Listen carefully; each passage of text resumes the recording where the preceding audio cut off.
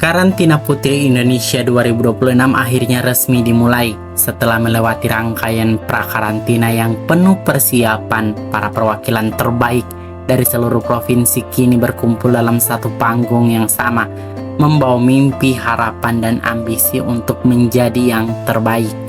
Sebelumnya, para finalis telah menjalani berbagai agenda prakarantina yang tidak hanya menguji kesiapan fisik tetapi juga mental dan intelektual, mulai dari pembekalan, sesi pemotretan, hingga aktivitas sosial. Semuanya menjadi bekal awal sebelum mereka benar-benar memasuki fase kompetisi yang sesungguhnya. Perjalanan masih panjang, namun satu hal yang sudah pasti, Karantina Putri Indonesia 2026 telah resmi dimulai dan panggung menuju mahkota kini terbuka lebar. Siapakah yang akan bersinar paling terang? Kita tunggu bersama. Halo, penghuni ruang Al-Fayed. Aku Al-Fayed, dan seperti biasa, kita akan bedah kontes kecantikan dari sisi yang jarang disorot. Ruang Al-Fayed mengudara untuk Anda. Masa karantina baru saja dimulai dan perjalanan menuju malam final masih terbilang jauh. Satu hal yang pasti, ajang Putri Indonesia 2026 selalu penuh kejutan. Plot twist demi plot twist, dan bisa saja terjadi kapan saja, mengubah peta persaingan dalam sekejap. Apa yang terlihat kuat di awal belum tentu bertahan hingga akhir. Namun di balik segala kemungkinan yang tak terduga itu, ada satu tradisi yang rasanya tidak pernah dilewatkan atau tidak pernah bisa dilewatkan.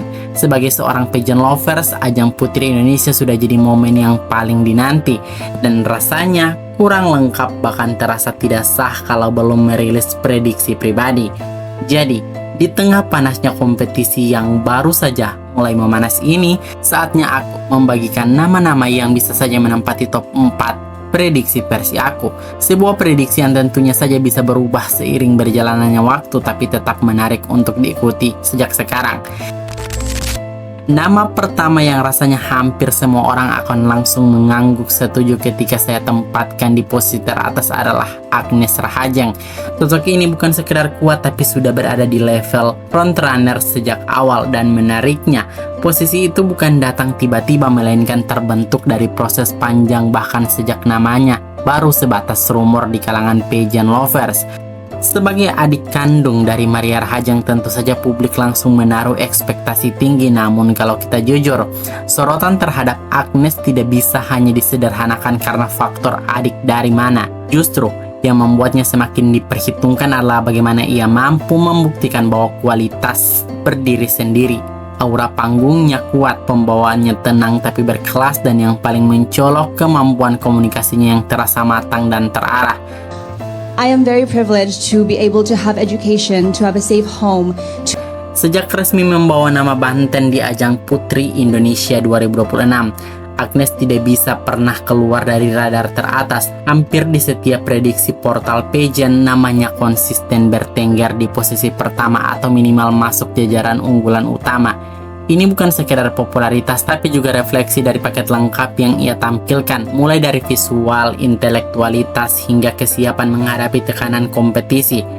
Kalau kita bicara soal mahkota, jujur saja, vibes Borobudur Merah itu sudah sangat melekat pada Agnes. Ia terlihat seperti kandidat yang memang disiapkan untuk posisi puncak. Cara ia membawa diri, cara ia berbicara, hingga bagaimana ia menjaga konsistensi performa, semuanya mengarah ke satu titik, round utama. Dan di fase seperti sekarang, statusnya bukan lagi sekedar kandidat kuat, tapi sudah masuk kategori siaga 1. Lalu pertanyaan berikutnya, kalau memang Agnes mengarah ke pemenang utama, ajang internasional apa yang paling cocok dengan kemampuan public speaking yang ia miliki? Sebenarnya pilihannya cukup jelas, Miss Cosmo menjadi opsi paling yang sangat menarik, terutama karena karakter kompetisinya membutuhkan representasi dengan komunikasi yang kuat dan presentasi yang solid. Selain itu, opsi seperti Miss Supranasional juga tetap relevan mengingat standar global yang dituntut di sana juga selaras dengan apa yang Agnes miliki.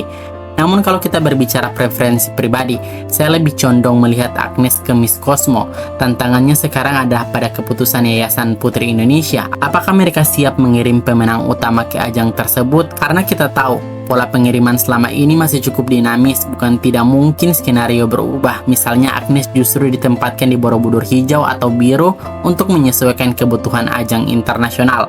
Tapi sekali lagi, kalau melihat momentumnya saat ini, Agnes Rahajeng dengan Borobudur Merah itu terasa seperti kombinasi yang terlalu kuat untuk diabaikan. Tinggal menunggu waktu apakah narasi ini terus konsisten atau justru akan ada plot twist yang mengguncang di tengah jalan. Selanjutnya, nama yang tidak kalah kuat dan juga ramai diperbincangkan oleh pageant lovers adalah Karina Maudi. Perwakilan dari DKI Jakarta 3 ini sejak awal sudah masuk dalam radar unggulan, bahkan banyak yang memprediksi dirinya akan mengamankan satu tempat di jajaran top 4 Putri Indonesia 2026. Karina hadir dengan tipe kecantikan yang bisa dibilang sangat Indonesia banget.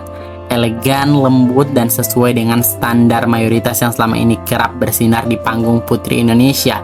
Hal inilah yang membuatnya menjadi salah satu kompetitor terberat terutama dalam perebutan Borobudur Merah. Duel antara Karina dan Agnes pun terasa seperti pertarungan dua karakter kuat dengan daya tarik yang berbeda tapi sama-sama meyakinkan. Meskipun begitu, jika melihat peta peluang secara lebih luas, Karina juga sangat masuk untuk posisi Borobudur hijau, bahkan banyak yang menilai skenario ini justru terasa sangat realistis sekaligus strategis, bukan tanpa alasan. Karena jika berbicara soal arah internasional, nama Karina hampir selalu dikaitkan dengan Miss Internasional. Dukungan itu bahkan juga datang dari sosok yang tidak sembarangan, yakni Kevin Liliana, yang secara terbuka melihat Karina sebagai figur yang sangat cocok untuk dikirim ke ajang tersebut. Dan memang, kalau kita perhatikan lebih tajam, tipe kontestan Miss Internasional yang menekankan pada keanggunan, kelembutan, serta citra beauty with heart terasa sangat melekat pada Karina.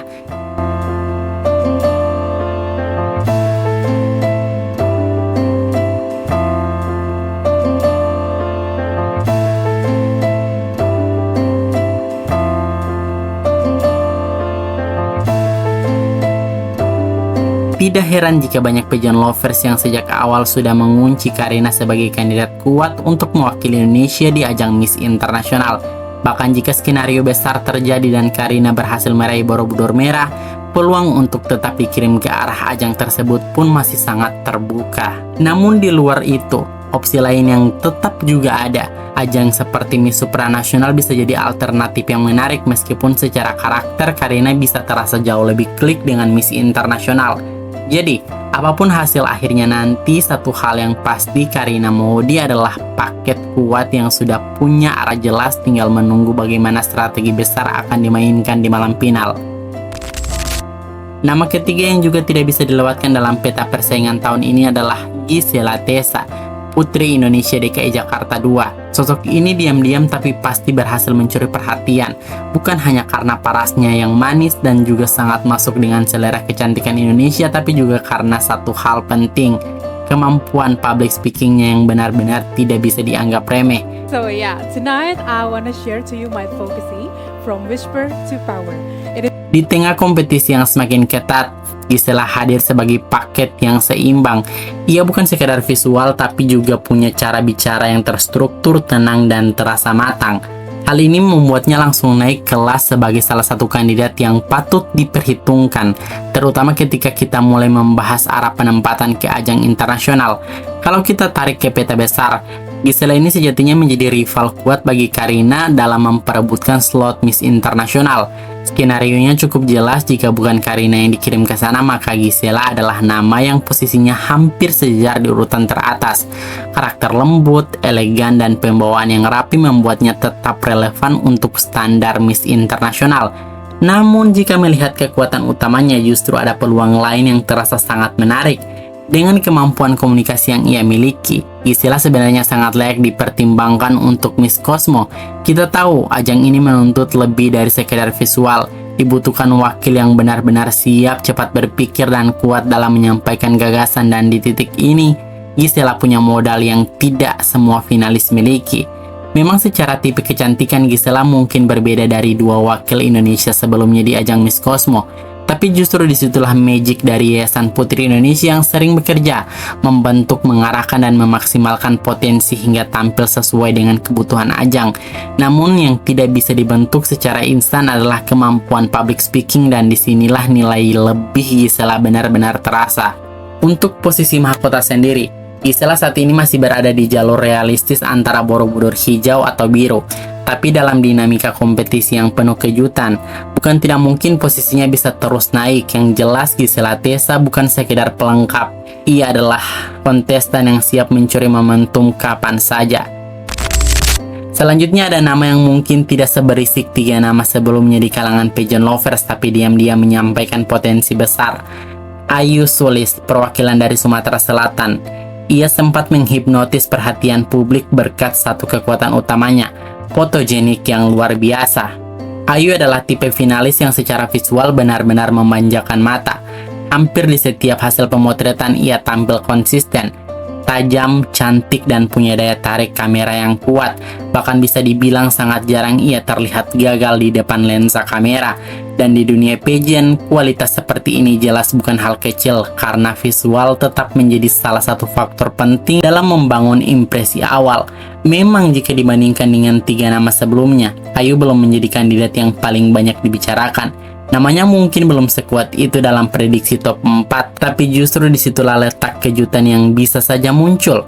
Kompetisi seperti Putri Indonesia selalu menyimpan ruang untuk plot twist, dan Ayu adalah salah satu sosok yang patut diwaspadai hingga malam final nanti. Untuk peta mahkota, Ayu terlihat cukup kuat jika diarahkan ke Borobudur Biru. Posisi ini terasa paling realistis sekaligus paling klik dengan karakter yang ia miliki. Namun jika bermain di jalur aman, Borobudur Kuning juga sudah sangat layak untuknya. Tinggal bagaimana konsistensi performanya selama karantina akan menentukan seberapa jauh ia bisa melangkah. Sementara itu, jika kita berbicara soal ajang internasional, arah Ayu terasa cukup jelas dengan look yang kuat dan sangat kamera friendly. Ia sangat cocok untuk Miss Supranasional. Ajang ini memang dikenal menuntut visual yang stand out, dan Ayu punya modal besar di titik tersebut. Namun tentu saja jika ingin benar-benar mengamankan jalur ke Miss Supranasional, posisi Borobudur Biru menjadi kunci. Jadi meskipun namanya belum tentu dijagokan di awal, Ayu Sulis tetap menjadi wild card yang tidak bisa diremehkan, karena di momen yang tepat ia bisa saja mencuri perhatian dan mengubah arah permainan. Lalu ada satu nama yang menurut saya cukup menarik untuk dibahas, Angelly Alkatiri Halilovic. Dan yang perlu ditegaskan dengan jelas, aku memasukkan Angelly ke dalam daftar ini sama sekali bukan karena faktor satu daerah atau karena aku berasal dari Gorontalo juga. Ini murni penilaian objektif berdasarkan kualitas yang menurut aku ia tampilkan di panggung. Angelly punya satu keunggulan yang bisa mencolok langsung, postur tubuhnya dengan tinggi kisaran sekitar 177 hingga 178 cm. Ia menjadi salah satu kontestan tertinggi di tahun ini, dan itu jelas menjadi nilai plus besar di ajang Putri Indonesia. Ditambah lagi facial looknya yang kuat, tegas, elegan, manis, dan punya aura yang sebenarnya sangat potensial untuk dikembangkan lebih jauh. Sayangnya ada satu hal yang membuat namanya belum terlalu naik ke permukaan, yaitu kurangnya exposure di media sosial. Di era sekarang, kehadiran digital itu cukup berpengaruh dalam membangun hype, dan Angelly terlihat belum maksimal di titik tersebut. Akibatnya, ia seperti sedikit tenggelam di antara nama-nama besar lainnya yang lebih aktif dan lebih sering muncul di timeline para pageant lovers Indonesia, kendati dia punya wajah yang cantik.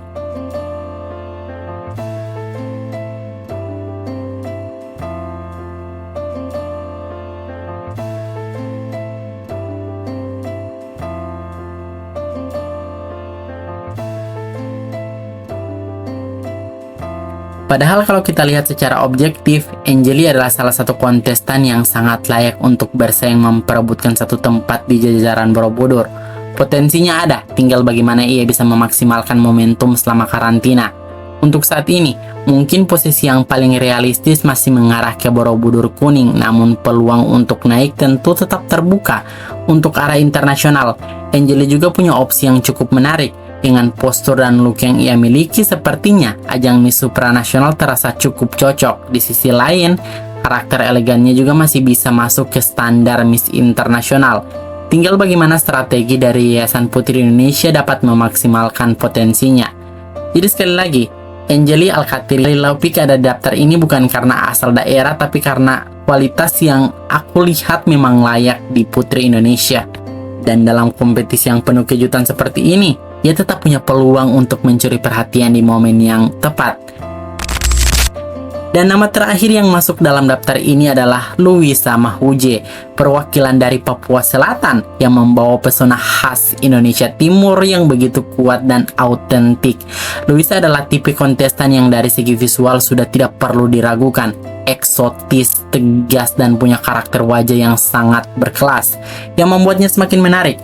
Louisa punya kemampuan untuk mengeksplorasi berbagai look tanpa kehilangan identitas utamanya. Iya, stunning. Inilah kualitas yang tidak semua finalis miliki.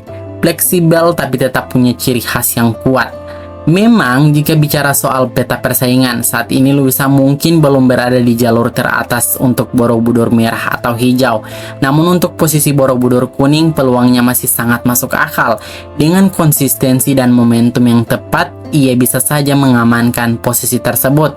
Menariknya, jika kita arahkan ke ajang internasional, ada satu nama yang terasa sangat klik dengan karakter Louisa, Miss Charm. Garis wajahnya yang tegas, aura eksotisnya, serta kemampuannya membawa berbagai konsep membuatnya terlihat sangat cocok untuk ajang tersebut.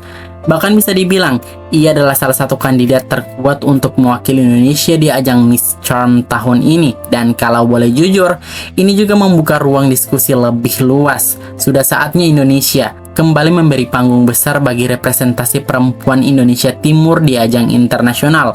Terakhir kali Yayasan Putri Indonesia mengirim perwakilan dengan latar belakang Indonesia Timur ke ajang besar adalah pada tahun 95 melalui Susanti Manahutu di Miss Universe 95. Dengan segala potensi yang ia miliki, Louisa Mahuje terasa seperti jawaban untuk narasi tersebut. Look yang kuat, identitas yang jelas, dan daya tarik yang berbeda, semuanya ada pada dirinya. Tinggal bagaimana kesempatan itu diberikan, dan apakah tahun ini menjadi momen bagi Indonesia untuk kembali menghadirkan representasi kecantikan wanita timur di panggung internasional. Well, sekali lagi, daftar nama yang aku sebutkan tadi murni adalah favorit versi aku pribadi. Jadi, kalau ada jagoan kalian belum masuk di daftar ini, tidak perlu panik, apalagi sampai kecewa karena pada akhirnya prediksi seperti ini sama sekali tidak mempengaruhi hasil penilaian Dewan Juri di ajang Putri Indonesia. Justru disitulah serunya, setiap orang punya pandangan dan jagoannya masing-masing, dan siapa tahu pilihan kalian justru yang nantinya bersinar di malam final. Jadi kalau kalian punya nama lain yang menurut kalian layak masuk ke top 4, jangan ragu-ragu untuk berbagi. Tulis langsung di kolom komentar dan kita akan diskusikan bareng, lihat seberapa beragam perspektif para pageant lovers tahun ini. Terakhir, aku tidak akan lupa untuk ngingatin, please subscribe channel ini, like videonya, dan share ke teman-teman kalian. Terima kasih sudah menonton dan sampai jumpa di pembahasan lainnya. Dah.